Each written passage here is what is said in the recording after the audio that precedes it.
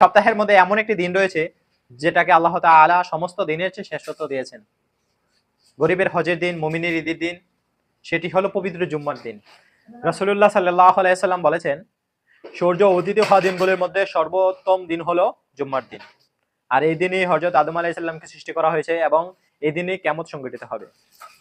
আপনি কি জানেন যে এক জুম্মা থেকে পরবর্তী জুম্মা পর্যন্ত মধ্যবর্তী সময়ে আমরা যে গুনাহ করি, আল্লাহ তাআলা এই জুম্মার দিনের বরকতে আমাদের সমস্ত গুনাহ মাফ করে দেন। তবে শর্ত হলো কবিরা গুনাহ বা বড় গুনাহ থেকে আমাদের বেঁচে থাকতে হবে। জুম্মার দিন যে সর্বপ্রথম মসজিদে ঢুকবে, আল্লাহ তার আমলনামায় একটি উট কোরবানি করার সওয়াব দিয়ে দিবেন। সুবহানাল্লাহ। অর্থাৎ যে দেরিতে ঢুকবে ক্রমান্বয়ে তার সওয়াবের পরিমাণ কমতে থাকবে। জুম্মার দিনে এমন একটি গোপন মুহূর্ত রয়েছে যখন কোনো বান্দা আল্লাহর কাছে সেই সময় যাই চায় তাই আল্লাহ কবুল করেন।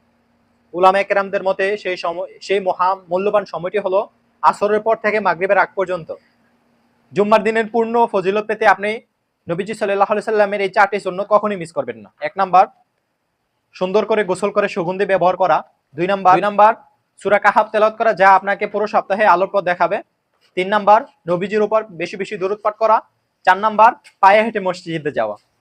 আসুন অবহেলায় এই পবিত্র দিনটি পার না করে ইবাদতের মাধ্যমে আল্লাহর নৈকট্য লাভ করি এবং আল্লাহ তাআলা এই জুম্মার দিনের পূর্ণাঙ্গ হক আদায় করার তৌফিক দান করুক। আমিন।